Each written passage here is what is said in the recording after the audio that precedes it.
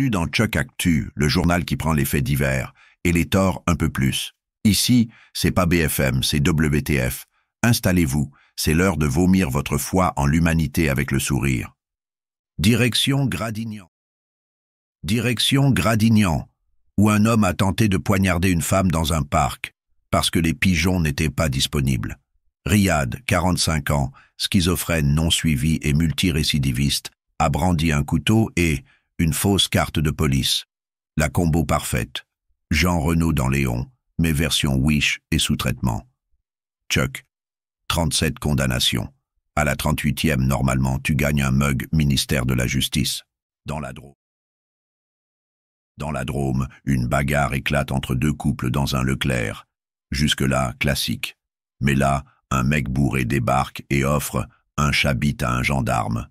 Oui, un chabit.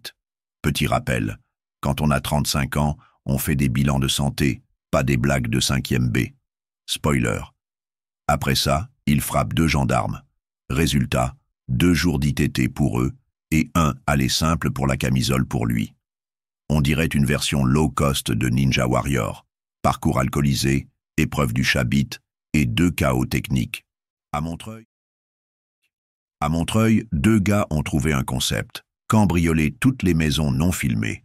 Résultat, 16 vols en 3 mois, bijoux et sacs de luxe. Un petit train de vie, mais en mode SNCF, toujours un retard judiciaire.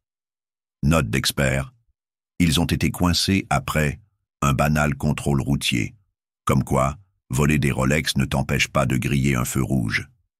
Chuck, 220 000 cambriolages en 2024.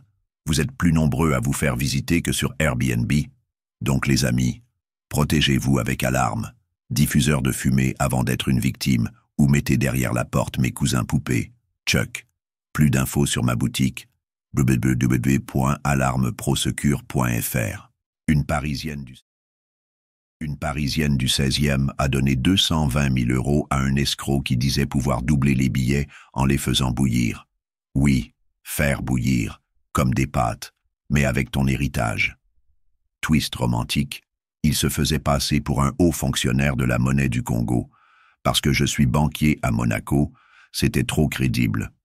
Chuck, moralité, tu veux pas doubler ton argent? Et c'est la banque, pas la marmite. Encore une histoire d'amour, où le compte commun, c'est toi qui le remplis et lui qui disparaît. Et voilà, c'était Chuck Actu, le journal où la bêtise est un sport national et l'absurde un langage officiel. Si vous avez aimé cette plongée dans l'enfer, abonnez-vous et dites-nous, vous préférez perdre 220 000 € dans une arnaque ou vous faire chabiter au rayon surgelé? Abonne-toi à Chuck Actu avant qu'on te vende des billets bouillis sur Vinted.